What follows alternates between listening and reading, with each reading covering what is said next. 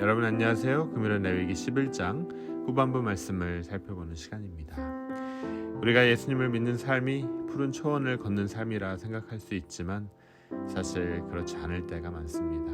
때로는 예수님을 믿는 사람이 그렇지 않은 사람들보다 더욱더한 고난을 겪기도 합니다.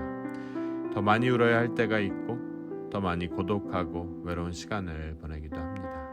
그러나 그럴 때일수록 우리는 하나님을 원망치 않고 도리어 하나님의 백성을 향하신 그의 특별한 목적이 있음을 기억해야 해요. 우리는 세상 사람들과 살아가는 목적이 다릅니다. 세상 사람들은 종종 내 자아와 그 실현과 또 만족을 위해 살아가지만 하나님께서는 그의 백성이 세상에서 거룩하게 구별된 백성으로 살아가길 원하세요. 이를 위해 살아가는 사람들이 바로 우리입니다. 따라서 하나님은 성도들을 세상 사람들과 동일하게 취급하지 않습니다. 하나님은 우리가 세상에서 거룩하게 구별된 백성으로 살아가길 원하고 계세요. 아버지가 자신의 친아들을 훈육하는 것과 길거리에 지나가는 아이를 대하는 것이 다를 수밖에 없는 것처럼 하나님께서는 성도들과 세상 사람들을 다루시는 방법을 다를 수밖에 없다는 거죠. 오늘 본문 레위기에서 하나님은 44절과 45절에 두 번씩이나 내가 거룩하니 너희도 거룩하라 라고 말씀을 반복해 하고 계십니다. 하나님께서 애굽에서 이스라엘 백성들을 구원하신 이유는 무엇이었습니까? 그들을 하나님의 백성 삼으시려고 이스라엘의 하나님이 되어주시기 위해 애굽의 노예로 살아가던 이들을 구원해 주셨습니다. 따라서 이제 하나님의 백성이 된 이스라엘 백성들은 거룩하신 하나님의 성품을 따라 거룩한 삶을 살아가야 할 의무가 주어진 거예요. 여러분, 거룩하다라는 말은 히브리어로 코데시입니다. 코데시라는 단어는 분리하다, 구분짓다라는 뜻을 가지고 있습니다.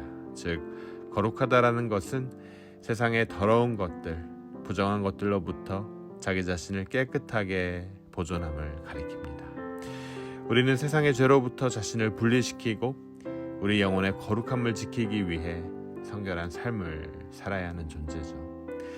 우리가 거룩하게 구별되어 있을 때 여호와 하나님께서는 우리의 하나님이 되어주십니다. 그러나 성도가 죄를 지어 죄악이 오염되어 있을 때 우리는 하나님의 적이 되어버리는 거죠.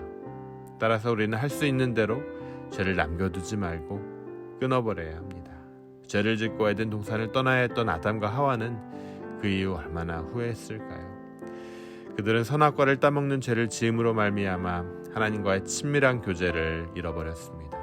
되돌아갈 방법만 있다면 다시 그때로 돌아가 하나님과의 친밀한 교제를 누리며 행복하게 살아가고 싶었을 거예요. 그러나 안타깝게도 이 세상에 시간을 되돌릴 수 있는 사람은 아무도 없습니다. 지은 죄를 안 지은 것처럼 만들 수 없죠. 그 결과 모든 인류는 하나님과 원수가 될 수밖에 없었습니다. 하지만 사랑이 풍성하신 하나님께서는 죄로 인한 저주와 절망 속에서 죽음만을 기다리는 인류를 위해 독생자 예수 그리스도를 보내주십니다. 그리고 누구든지 예수 그리스도를 믿기만 하면 하나님의 은혜로 말미암아 죄지은 사건에 대한 사함을 받게 됩니다. 이는 단순한 용서가 아니에요. 유죄 판결을 받고 사형에 처해야 되는 죄수가 무죄 판결을 받고 자유의 몸이 된 것과 같은 이치입니다. 이것이 바로 하나님께서 예수 그리스도를 통해 우리에게 주신 놀라운 은혜입니다. 하나님께서 우리를 죄에서 구원하신 이유는 분명합니다. 돼지가 다시 그 더러운 것에 돌아가는 것처럼 개가 토한 것을 다시 먹는 것처럼 우리가 다시 죄의 삶으로 돌아가는 것을 주님은 원치 않으세요. 만약 우리가 구원받았음에도 불구하고 다시 죄악된 삶으로 돌아간다면 그것은 그의 아들 예수 그리스도의 십자가 죽음을 헛되게 하는 행동일 겁니다. 하나님께서는 우리들의 죄를 끊어내고 이제 세상의 달콤한 유혹에도 넘어가지 않는 구별된 하나님의 백성이 되길 원하고 계신다는 사실입니다. 어떤 사람들은 레위기 11장에 나오는 먹어서는 안 되는 부정한 동물의 목록을 보며 하나님께서 우리 인간이 가진 자유를 제한하고 속박하는 존재라고 오해합니다.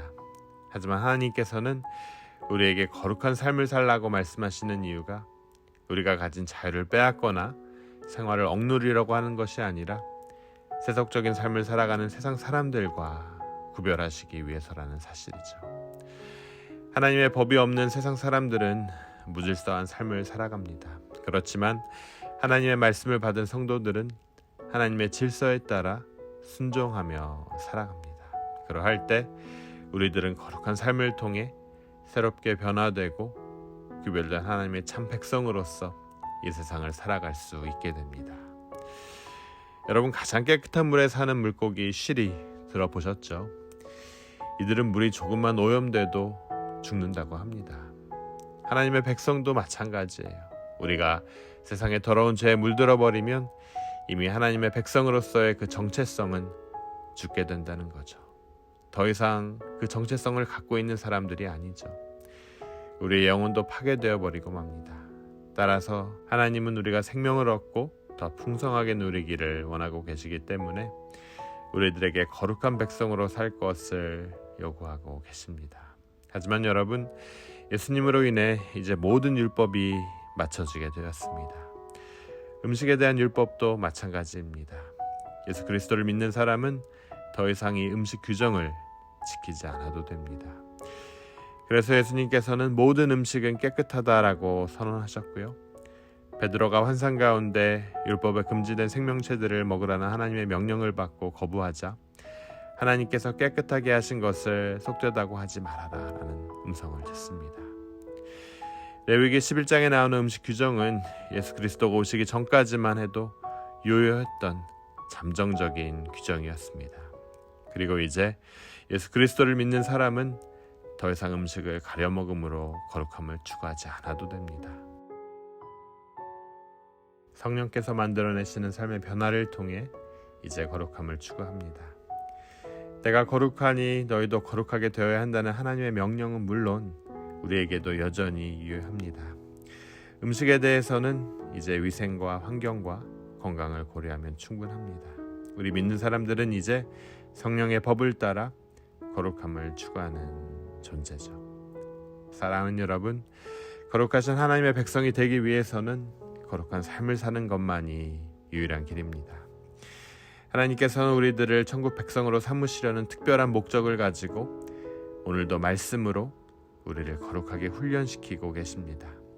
주님의 거룩하신 백성으로 살아가기 위해 하나님의 말씀에 순종하며 성령의 인도하심을 구하며 이 땅을 거룩하게 살아가는 저 여러분이 되시길 주님의 이름으로 축원합니다. 우리 함께 기도하도록 하겠습니다. 하나님 아버지, 은혜에 감사합니다.